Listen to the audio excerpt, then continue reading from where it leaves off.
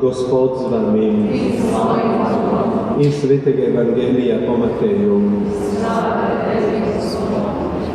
Ko je Jezus šel proti Jeruzalemu, je vzel 12 učence posebej ter jim med potjo rekel: Glejte, v Jeruzalem gremo in Sin človekov bo izdan velikim duhovnikom in pismovkom. Obsodili ga bodo na smrt in ga izročili nevernikom, da ga bodo zasmehovali, bičali in križali in tretji dan bo vstal. Tedaj je vstopila k Jezusu mati Zebedejevih sinov s svojimi sinovoma, padla pred in ga nekaj prosila. Rekel je: Kaj hočeš? Odgovorila mu je: Reci, naj sedita ta dva moja sinova v tvojem kraljevstvu, eden na tvoji desnici in eden na tvoji levici.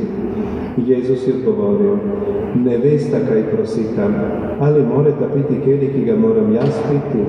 Odgovorita mu: Moreva. Reče jima: Moj kelih bosta pila, sedeti pa na moji desnici ali levici ne gre meni dajati, ampak katerim je pripravil moj oče. Ko je to slišalo drugih 10, so bili nevoljni nad bratoma. Jezus jih je pa poklical k sebi in jim rekel: Veste, da vladarji narodov nad njimi gospodujejo in velikaši izvršujejo nad njimi oblast. Med vami pa ne bo tako. Ampak kdorkoli med vami hoče biti velik, vodi vas strežnik. In kdorkoli med vami hoče biti prvi, vodi vaš služabnik. Kakor Sin človekov ni prišel, da bi mu stregli, ampak da bi on stregel in dal svoje življenje v odkupnino za mnoge.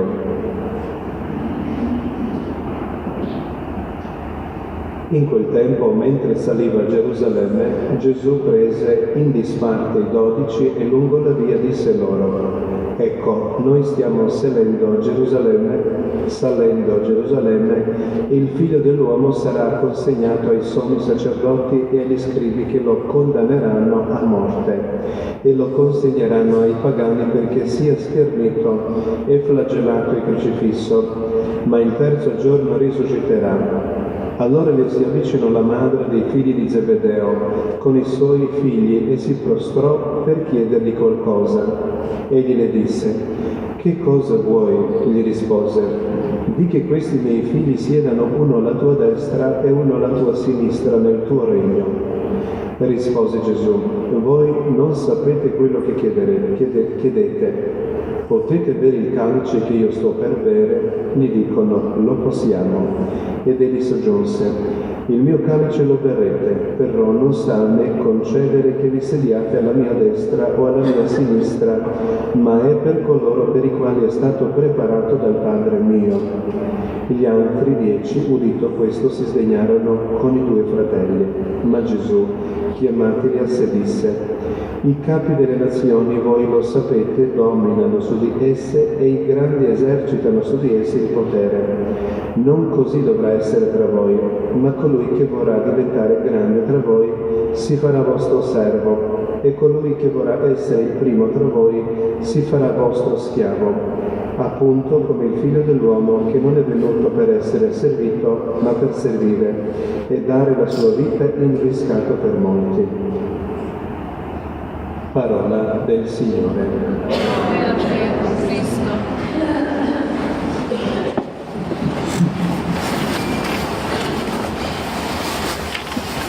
Dragi sestre i braći, poslušali smo ovo evanđelje koje je bogato i zapravo predstavlja jedan veliki naš kršćanski hod, našu ljudsku stvarnost, ako hoćete i cijeli naš život. Evo, Isus je na putu prema Jeruzalemu. Ovo se evanđelje nastavlja na evanđelje prošle nedjelje, što smo ga slušali o Isusovom preobraženju u Taboru.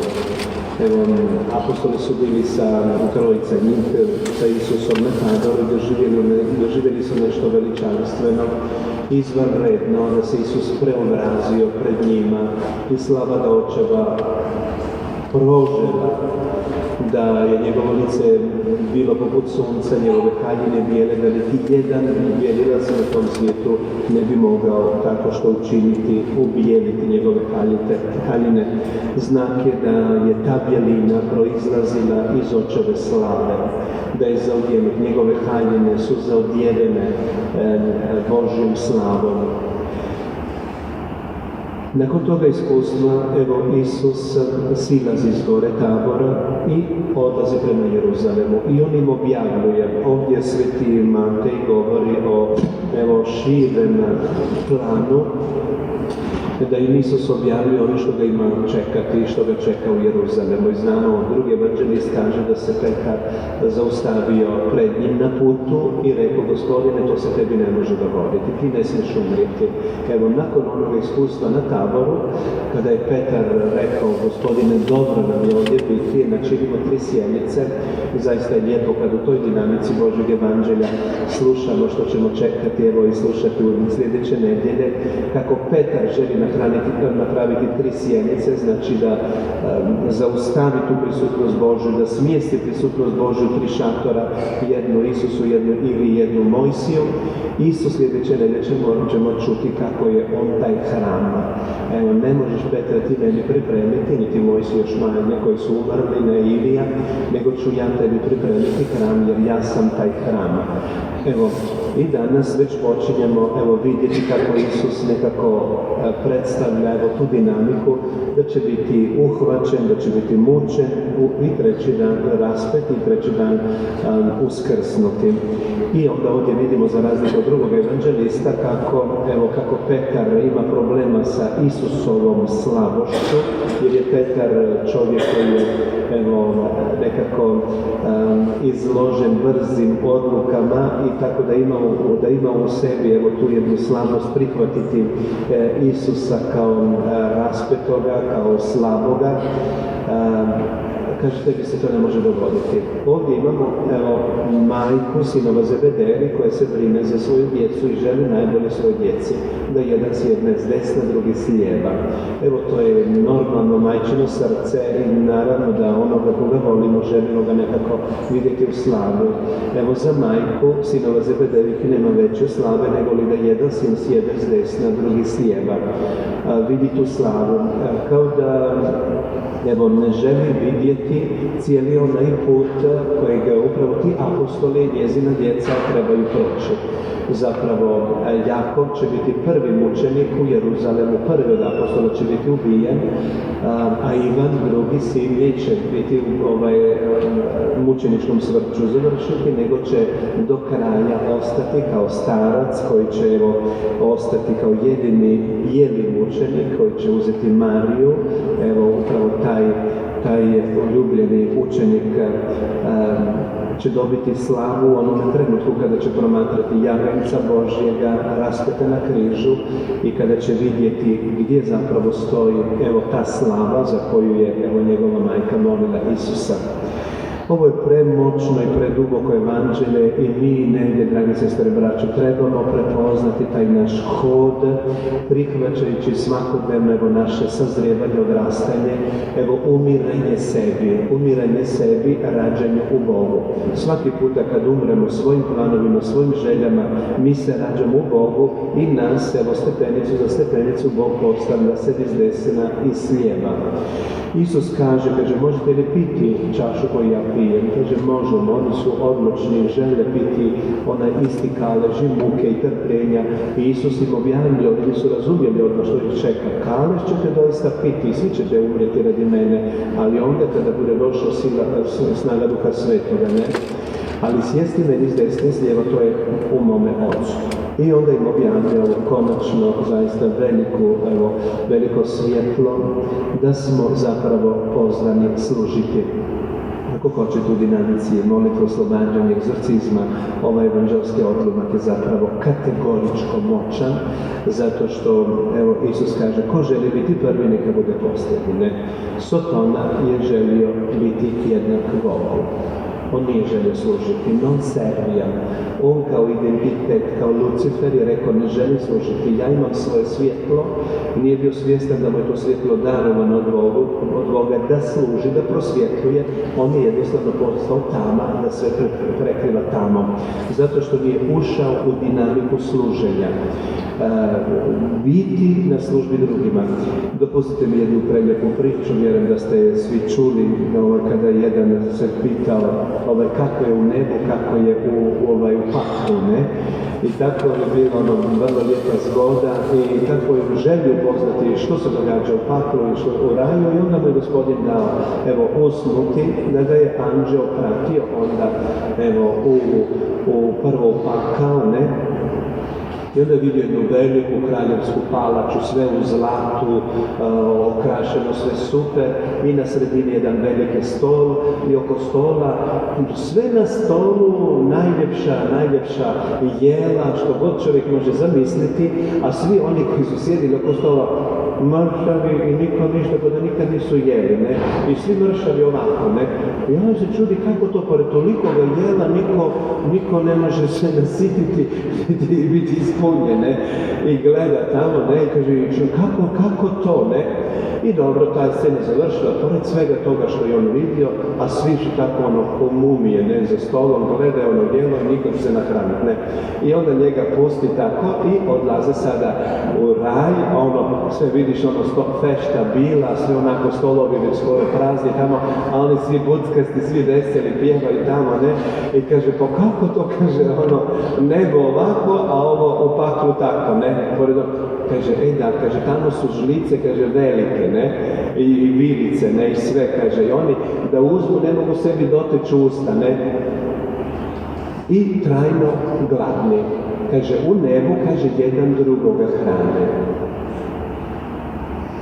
Onom velikom žlicom ne možeš sebe nahraniti. I zato nebo je da ti drugoga hraniš, ne? Oni u svoj sebičnosti, egoizmu, pored svega toliko ga ne mogu jednostavno hvatiti i nahraniti se. Vidite, služiti drugima, biti u službi drugima, ovo je sve. Tu je pobjeda Satana, jer je on neizmjerno ohol, on je neizmjerno neposlušan. I mi kada nekako u sebi prepoznamo tu dinamiku, vidite, i nekako i najljepše želje jedne majke mogu se pretvoriti u nešto da mi iziđemo nekako, skliznemo s Božjega plana, ne? Isus objavljuje, kaže, da trebamo služiti, ne? Ko želi biti najveći, neka bude poslužitelj, ne? I onda je najveći. Vidite, najveći. Tu je ta tajna, da mi uništimo potpuno taj koren bolesti. Naši najdublji korijeni bolesti se nalaze u neposluhu i oholosti. U nama samima, to su korijeni naši. I kad je čovjek hrabar, kad je čovjek zaista otvoren, onda ide do korijena čupati to, naravno s Bože milosti. Da nema milosti, mi bi svi bili poludjeli. To nemojte se nikad ne suditi ići sami. Čovjek ide izvan pameti, jer je prebolno. Jer nama je nemoguće. Evo, sjetimo se recimo kada je Isus ozdravio punicu Petrovu, ne? Nije slučajno, ne? Petrova punica je bila u ognjici, ona je bila uzeta u krevetu, nije mogla nikamo ići, ne? I onda Isus dolazi, hvata je za ruku i ognjica je napusti i ona kaže, ustade i poslušivaše, ne?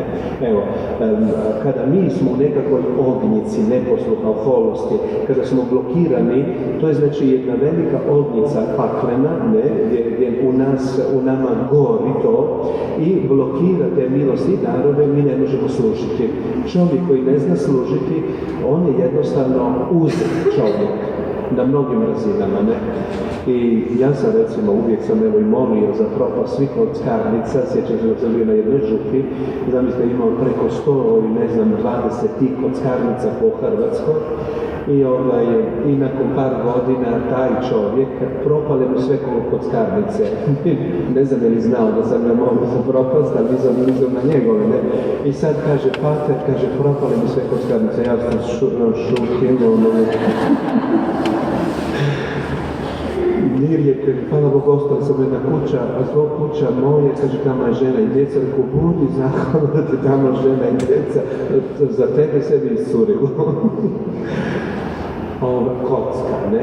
Evo, na brzi novac, nešto na taj način, kad ti želiš na taj način, njemu, tom čovjeku je život izgubljen, ne? Jer on ne služi, on ne živi svoje dane, svoje godine, ne? Nego na brzi novac želi sebi i onda pi, dušo, uživaj, ne imaš za mnoga ljeta, ne? I onda Isus kaže, bezumniče, već večeras će se od tebe zaiskati tvoje duše. Čije će to biti, ne? Bezumnik je čovjek koji ne stavlja, evo, svoj život u službi drugima. E carissimi fratelli, abbiamo ascoltato in questo brano evangelico molto ricco della rivelazione della dinamica delle grazie di Dio. Domenica scorsa abbiamo sentito la trasfigurazione di Gesù sul Tabor, no? E Pietro guarda la gloria del Signore e dice: è bello per noi, Signore, stare qua, no? Facciamo, ecco, 3 capanne, no? Una per te, una per Elia e Mosè, no? E dice, non sapeva cosa dire, no? E poi, dopo quella manifestazione della gloria di Dio, sono scesi dal Tabor, no? Un altro evangelista dice, quando questo pezzo della rivelazione, ecco, di quello che aspettava Gesù a Gerusalemme, che doveva soffrire, doveva essere crocifisso, morto, Pietro ha detto, a te non deve succedere niente, no? Non puoi, Gesù, tu non possiamo permettere che tu morissi, no? Perché San Pietro aveva la difficoltà di accettare questa debolezza di Dio, perché con l'umiltà, con la debolezza il Signore ha vinto disobbedienza di Satana.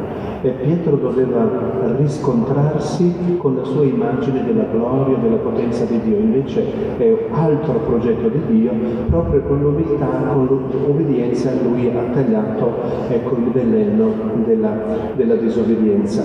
Allora, questo uno, l'altro esempio, ecco, della madre dei figli di Zebedeo che ha pregato per i figli. Il Signore fa che un mio figlio si siede alla destra del padre e l'altro alla sua sinistra, e Gesù apre una scena del progetto di Dio, dice: spetta a me, ma al Padre mio, però voi siete invitati a servire, perché chi vuole essere il primo deve servire a tutti. Ecco, Satana ha detto: non voglio servire, non voglio mettermi al servizio degli altri perché è orgoglioso. Il servizio fa parte, ecco, della missione di Cristo e della vittoria del demone, della maledizione, no?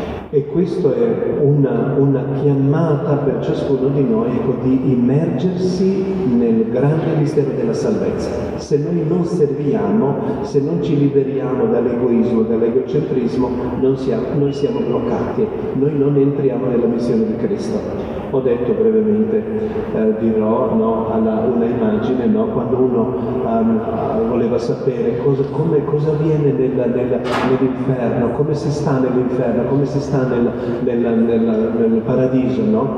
E poi voleva sapere, e Gesù gli ha fatto vedere nel sonno come angelo lo ha portato, ecco, prima di tutto nell'inferno, no? È entrato in un'aula tutta dorata, tutta solenne, regale, e tutti attorno a un tavolo ricco dei cibi famosissimi, cibi bellissimi, no?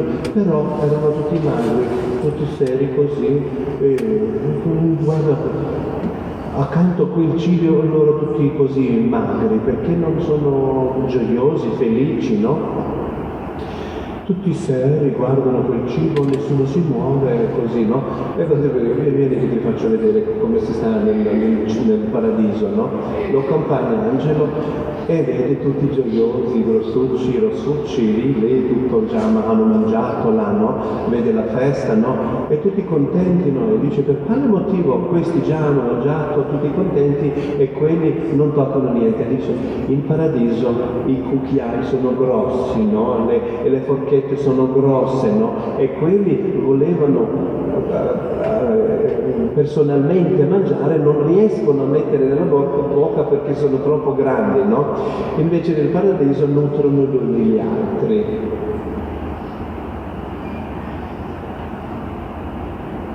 Ecco, la nostra vita qui è una piccola scuola, è l'asilo nostro, è l'asilo. Noi dovremmo capire che qui siamo nell'asilo, a paragone dell'eternità. Se non accetto questi piccoli passi di servizio quotidiano, io non ho capito nulla della rivelazione di Cristo, dei misteri della Chiesa, di tutto ciò. Vedete, come Satana ci rende come un ballone gonfiato, e ti porta su nel vuoto, no? Noi dovremmo essere radicati nella grazia del Signore, a iniziare passo per passo a servire gli uni gli altri e di toccare veramente la bellezza della Regno dei Cieli. Il Regno dei Cieli è in mezzo a noi. Questo è che desideriamo vivere qua, nella nostra fraternità, nella nostra Chiesa e null'altro. E poi si apre il ministero della benedizione di Dio, della salvezza, perché Satana ha detto non serve, e quella puzza la dovremo allontanare da noi, no? Noi siamo invitati a servire gli altri, con tutti i doni, tutto ciò che il Signore ci ha affidato, perché in quella volta, in quella situazione si manifesta la gloria di Dio. E poi ho detto un esempio, quando stavo in una parrocchia, ho pregato per anni, come adorazione che facevamo tutti i giovedì in quella parrocchia facevamo, ho pregato che si chiudessero tutti quelli dei giochi, no? Che giocano, come si chiamano? Lotteria, tipo lotteria, no? E poi ho pregato, è venuto dopo alcuni anni, è venuto uno che aveva 120 in Croazia, è crollato, e proprio a me è venuto. E io ho pregato che si chiudessero tutti. Io zitto. E dice, padre, 120, questi sono più. Un attimo il silenzio, grazie a Dio. Dice, è rimasto solo uno a caso perché è crollato tutto nella sua vita. E doveva andare anche in prigione perché ce n'avevano malversazioni. Vedete, il denaro leggero è la vita persa. Perché non serve? Perché non serve, non vive quotidianità della regalità del servizio, no? È perso, ecco, noi non possiamo dire così. Ecco, nutrendosi dalla parola di Dio, dalla rivelazione, dal pane vivo,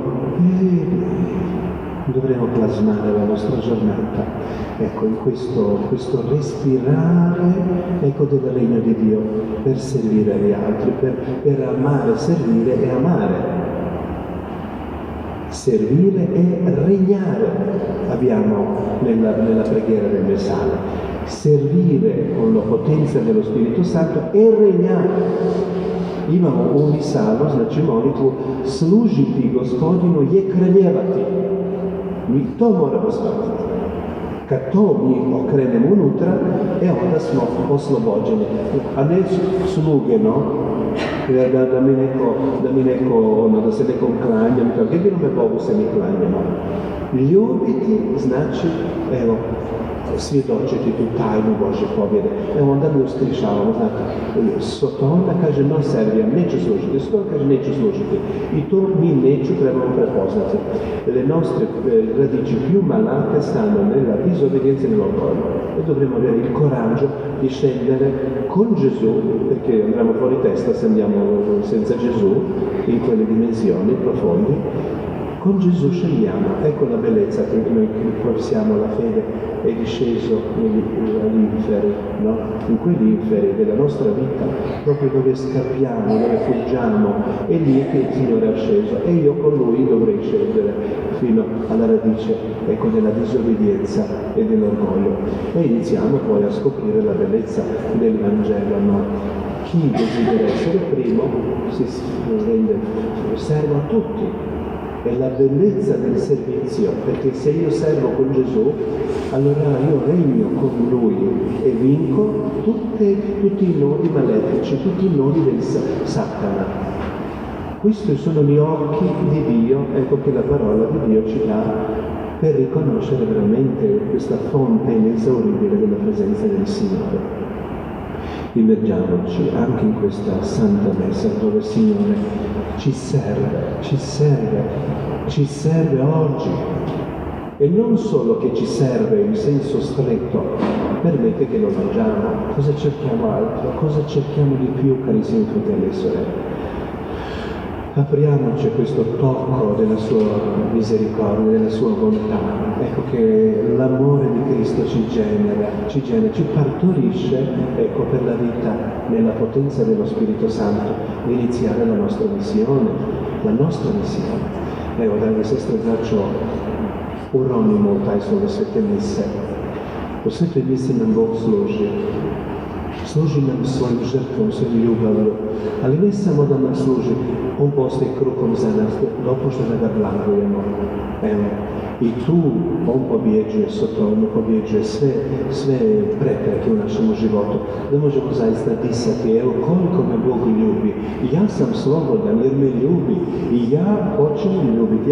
Ja se rađam u toj žrtvi Isusa Krista jer me zaodijeva silom Duha Svetog i ne nestaje svaki strah. Evo, mi najviše se bojimo evo toga umrijeti sebi, unutra se bojimo. Kad mi umremo sebi, onda se mi rađamo drugima. No, noi di più temiamo morire se stessi. Quando moriamo noi stessi, noi siamo generati per gli altri, no? Allora, e si apre il cammino della nostra missione. Evo, uđimo u svetu misu i slavom, evo te Isusove službe po koje je pobjedio Sotonu, da zaista onda budemo prvi, jer prvi u slavi Božjoj, ne u toj ljubavi Božjoj. Amen.